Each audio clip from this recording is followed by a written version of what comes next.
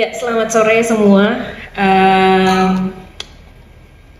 Saya juga mengenal puisi-puisi Sitor itu sekitar 20-an tahun yang lalu.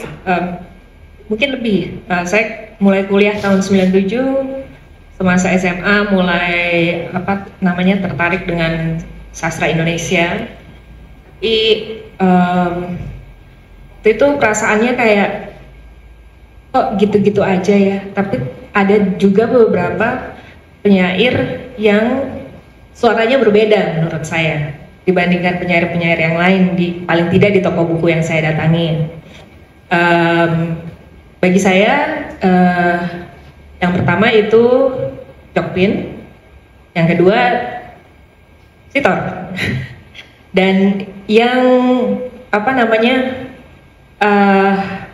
yang membuat saya lebih mengenal karya-karya Sitor tentunya adalah J.J. Rizal, Jalan-Jalan Rizal. Dan seperti Mikael bilang tadi, komunitas puisi yang saya dirikan dengan beberapa teman, ada Yoshi juga, ada Edo juga, Edo baru datang.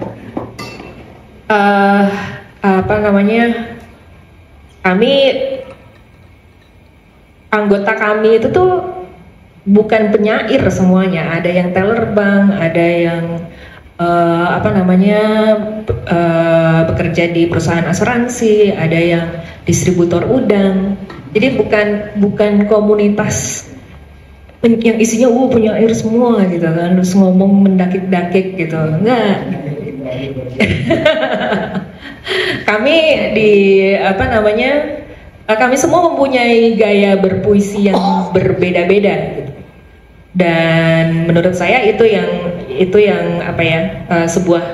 sebuah keindahan yang saya rasakan pada waktu itu gitu kan. Dan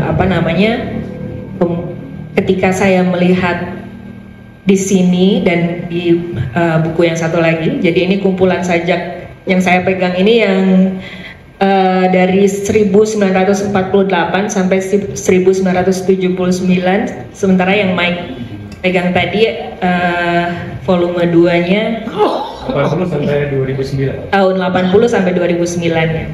Iya. 2005 sampai 2008. Nah, yang ini sampai 2008. Ya, yang membuat saya terkejut adalah Sitor menulis dalam bahasa Inggris juga, dan ini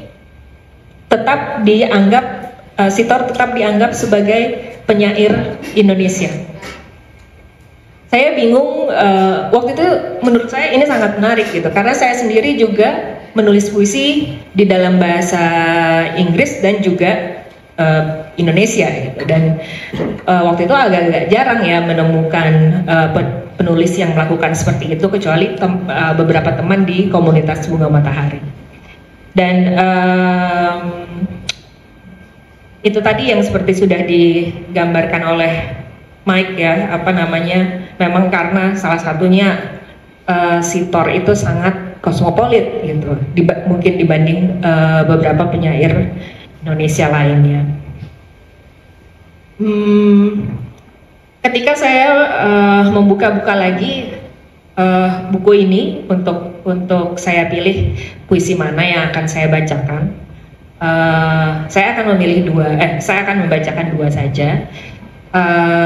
Tapi yang membuat saya tertarik adalah bagaimana yang ditulis oleh Sitor masih sangat relevan saat ini, di hari-hari ini, bahkan dengan apa yang kita hadapi ya di negara kita gitu.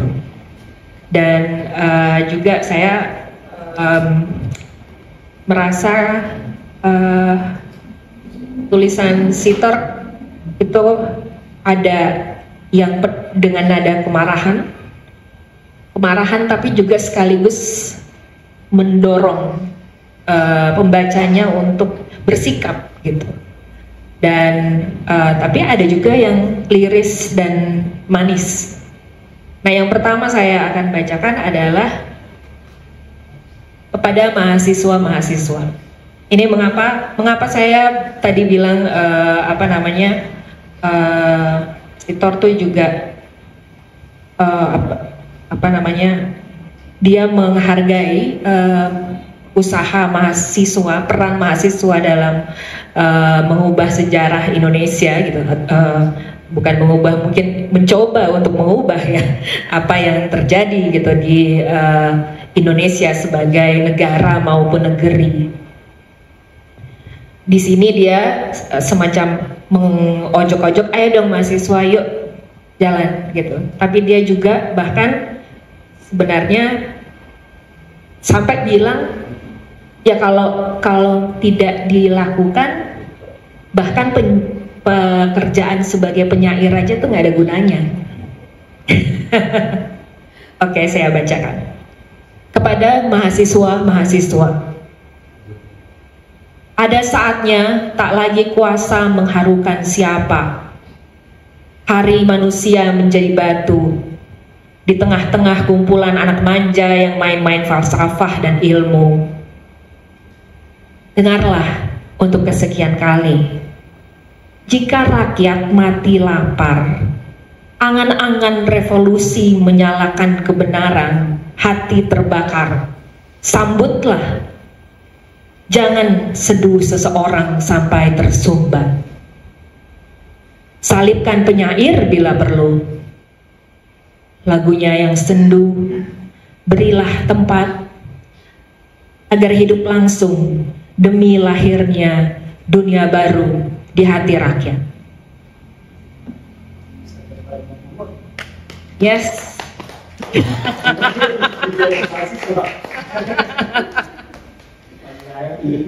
Luar biasa ya, luar biasa.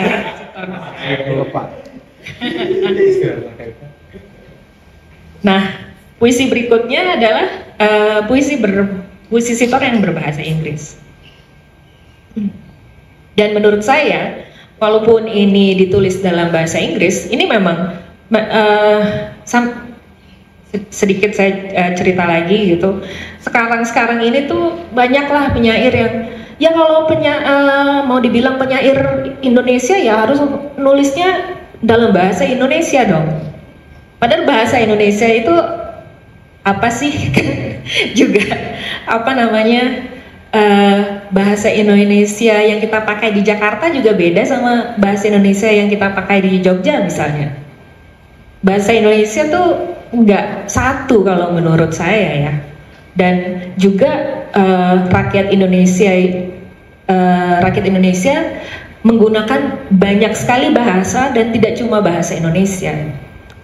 Dan saya pikir itu bukan hanya karena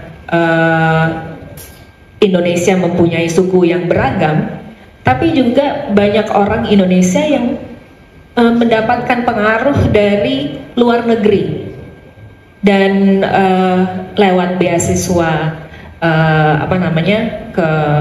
untuk kuliah di luar negeri gitu kan, atau juga yang tidak bisa kita lupakan juga para eksil gitu, dan bagaimana anak-anaknya juga kemudian menggunakan bahasa Inggris.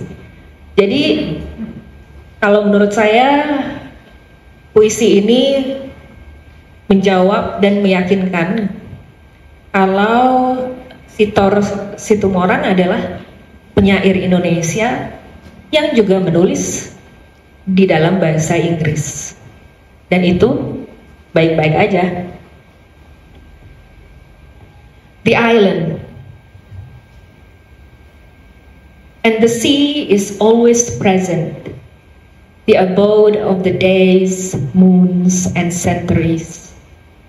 The presence of the floods in earth's bowels under the sea, a crawling forest of creation, book without alphabet, the island kingdom of the animals, equator's tides, filling the ancient sailor's bones in the coral fortress of a wrecked ship, footprints of approaching century, the messenger seagulls in the mist of dawn, the omnipresence of the sea.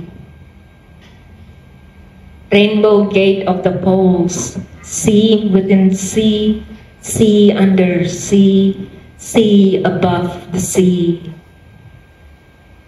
Lotus of light of Kalpa, a drop of blood of star, in the palace of Wales, of the southern seas, bemoaning in the light of dawn on my nails.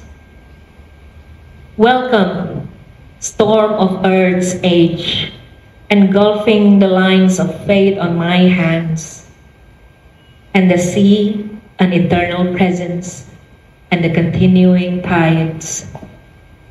My ferry to Nirvana, swallowed up by lava of time on top of Semeru, the blue region of the ancient buffalo, drying its nuts on the veranda of the sun, welcoming me. Sakyamuni, born again, dwelling in the star of Bhima, sailing in the ripples of full moon, celebrating the ritual of Nusantara, the omnipresent sea, and you. Terima kasih. Ayo nambah pengetahuan sejarah bergabung di channel WhatsApp Kobam. Untuk bergabung silahkan scan barcode ini.